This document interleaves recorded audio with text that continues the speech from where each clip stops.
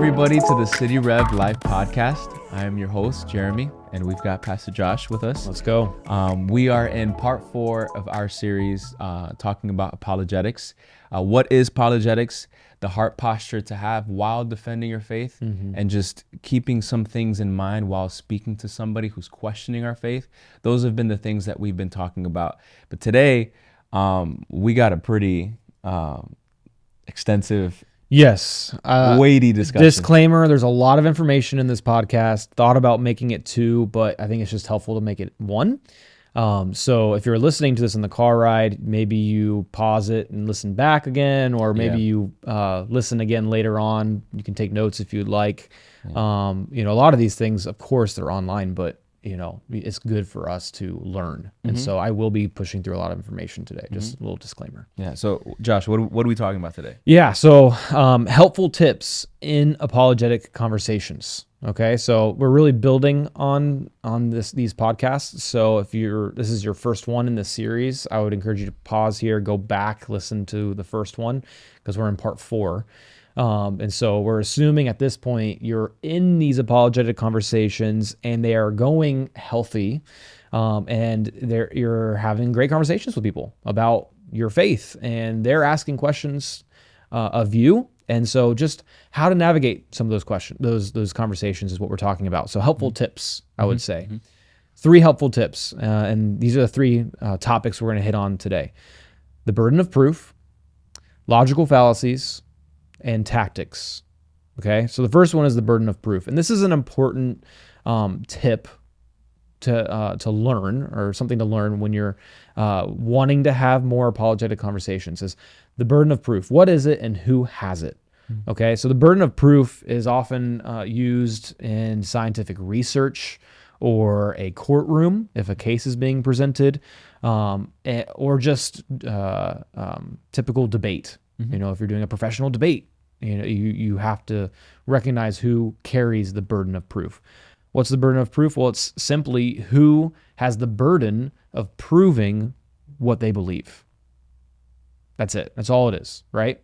And I think what happens is, because we are giving a defense of our faith, we often assume we carry the burden of proof at all times. And that's just simply not true. The way you identify who has the burden of proof is who is making the claim. So if they engage in a conversation with us and we make the claim, yes, Jesus is the Son of God. He died and he rose again. Okay. Because the conversation took us to that point, we make that claim and they say, hey, you know what? I actually don't believe that. Then the conversation can go into a place of, okay, let's look into it. Let's prove it. Because you're right. Jesus' resurrection, pretty much all of Christianity, our faith hinges upon that. Yeah. So the conversation gets there, it's understandable. And there are absolutely ways to prove it. It's irrefutable once you look at all the evidence, in my opinion. But let's have that conversation, right? But if they make the claim, hey, I don't think the Bible is valid, I don't think it's true, then now the burden of proof is on them. We think oftentimes it's still on us, and we're trying to convince them, no, it is, and let me show you all the evidence. We can then turn the table on them and say, hey, could you prove to me that the Bible is not what it says it is? Because it claims to be the Word of God, and that's a pretty big claim. So could you prove to me that, since you believe that, right? Identifying that they have the burden of proof is very important, because it helps guide the conversation in a healthy way, but it also it challenges them, and it reveals their position. It reveals how studied they are, how willing they are to engage in the conversation and do some research, maybe even alongside with you. But it's important for us as Christians to always recognize that, well, we don't always carry what's called the burden of proof. Does that make sense? Yeah. It's like if and I don't know if the belief of that aliens exists. I think the stated belief is that we don't believe aliens exist, but I don't know where our country is at these days. But I believe scientifically, the stance is they don't exist. Why? Because we don't have proof that they do yet. So if someone comes to you and says, hey, Josh, aliens do exist, man. Okay, well, now the burden of proof is on you. Yeah. You know, I love you. I'm willing to have a conversation with you. Great. But you're going to have to prove to me that aliens do exist. Okay. So right? it's on the person making the claim. On the person making the claim. Okay. Yep. So then continuing, helpful tips, right? Second one, identifying logical fallacies. As I'm reading these, it's gonna click in your mind. Oh my gosh, I see these everywhere, right? And it's important for us to be studied in these because people engaging in apologetic conversations make logical fallacies constantly. And we did a sermon series on this recently. We use faith and logic every day, and we use faith and logic in our belief in Jesus and Christianity and his death and resurrection.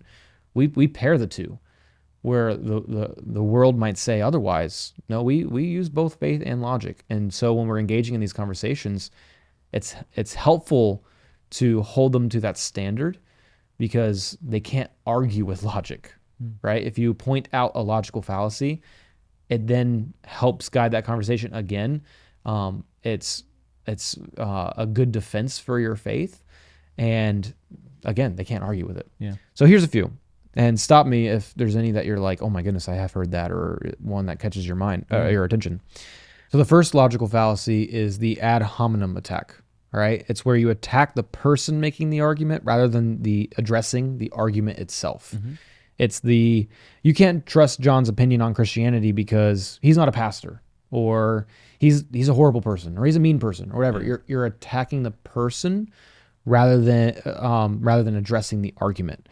Someone might say, well, you're just a blind follower of religion, so your arguments about the existence of God, they're just invalid, right? Well, those things don't go together.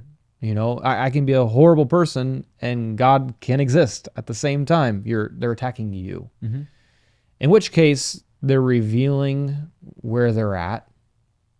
They might have a lot of pain. They might have a lot of hurt, and they're looking at you as someone they can be angry at. And so usually if that's happening, you don't necessarily want to point out their logical fallacy, but you just want to try to love on them the best way that you can. Second one is a straw man argument, where you misrepresent or exaggerate an opponent's argument to make it easier to attack. This happens in politics all the time. You know, opponents of the new education policy, you know, whatever side of the aisle you're on, whatever, they argue that we should just let students do whatever they want without any rules.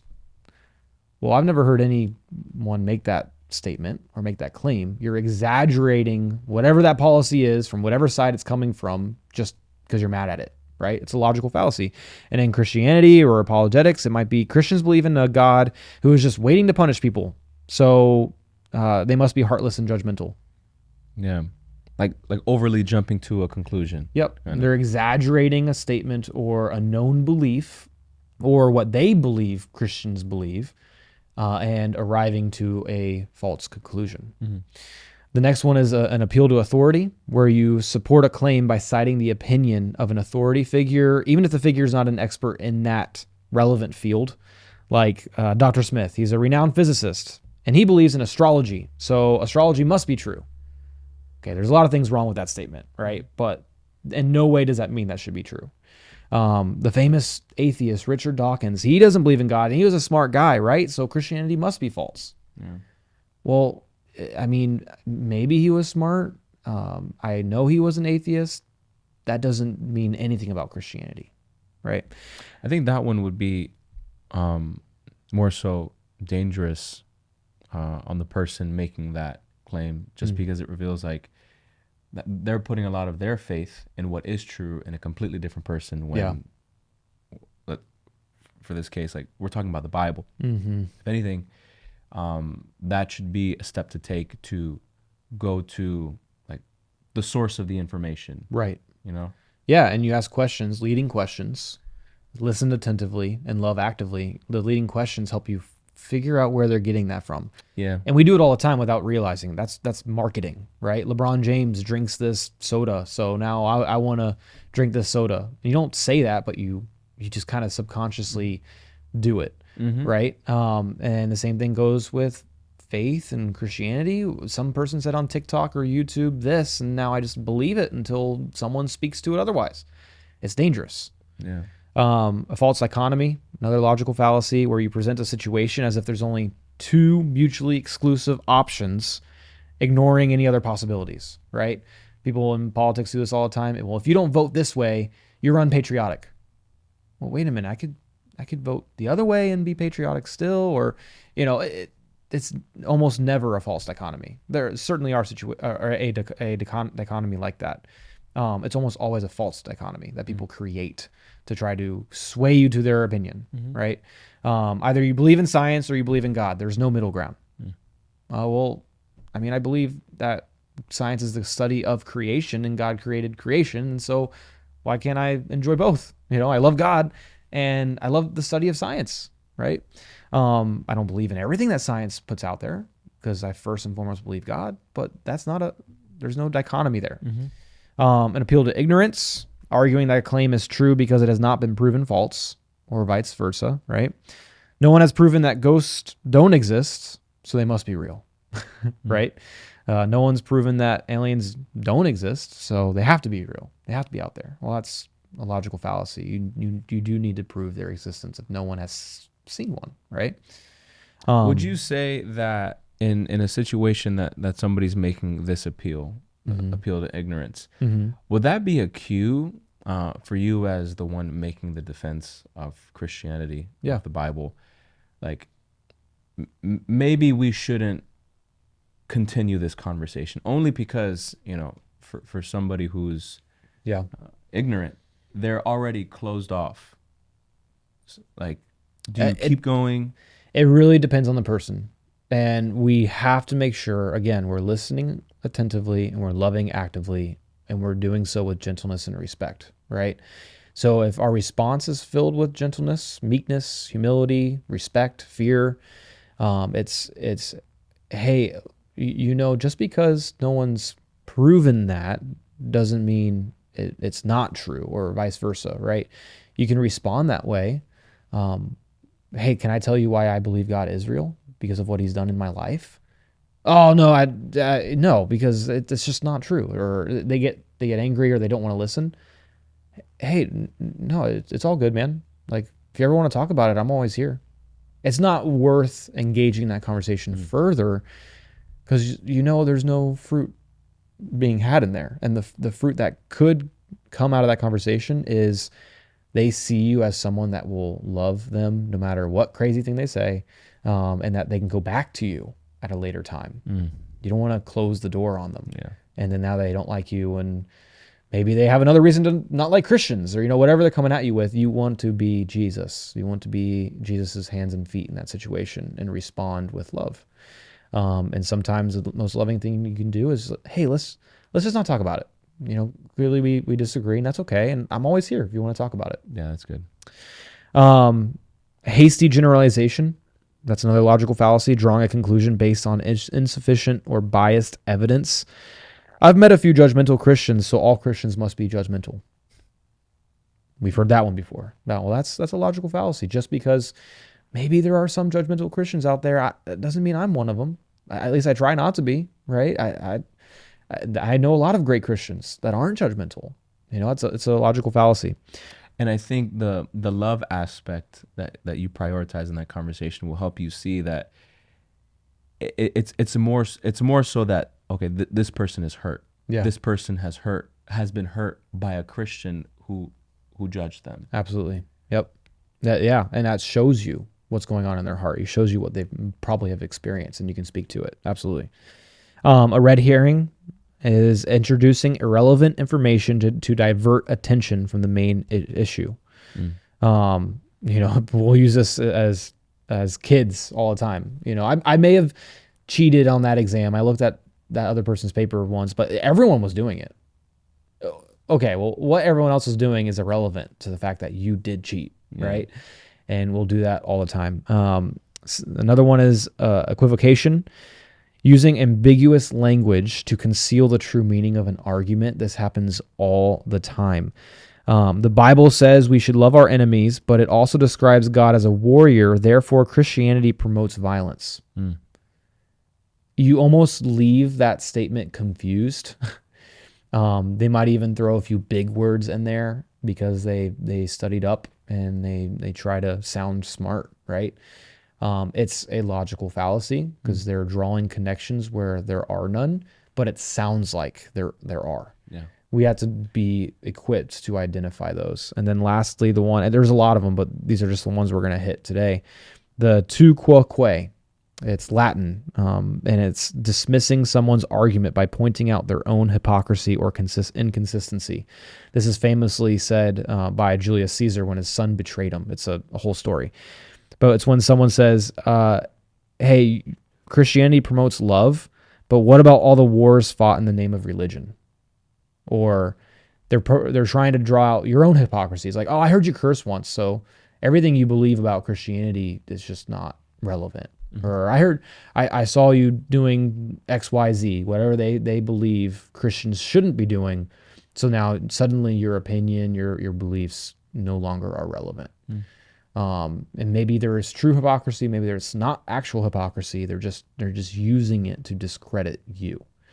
That's a logical fallacy, and it's not a logical way to carry on an apologetic conversation, and it gives you a window in to engage further in that conversation. So those are all the logical fallacies that we'll cover. There are lots more, and if you wanted to dive deeper into studying logical fallacies, you can look them up. They're everywhere. But the point is this. It's not to study these, to memorize these, and then just be so equipped when someone comes at you with a logical fallacy. You can be like, oh, that's a straw man argument. That doesn't even make any sense. And to be on the offensive, to argue, that's not the goal. The goal is to have healthy, fruitful, apologetic conversations. And when you're equipped with the understanding that there are logical fallacies and a lot of the leading arguments against Christianity, it helps simplify the conversation that you're having with that person. And it helps you also know where to take that conversation. Because our tendency is to respond with evidence or respond with trying to convince them otherwise. That's not the goal. It's to love them. And let's remind ourselves, ask leading questions, listen attentively, and love actively. Sometimes not pointing out the illogical arguments they're bringing up is the most loving thing you can do, because you know where they're at. They're not going to hear you. And so it's guiding the conversation in a different direction. And then sometimes it is the most loving thing to do. Hey, that just logically doesn't make sense. And let me tell you why. And it's because I love you. It's because I care about you. I want you to know this. And again, we believe that we use logic and faith when it comes to our belief in Jesus and who he is. And so I care about you too much. And I want to have that conversation with you. Well, guys, thank you for joining us on this episode of the City Rev Life Podcast. Please please share us with your friends, and we'll see you back next time. Thank you so much for listening to the City Rev Life Podcast. Feel free to subscribe and leave a rate and review. We love it when you share it with your friends on social media, so don't forget to tag us at cityrev.church. If you're interested in more resources, download our City Rev Church app and follow us on social media. Have a great day.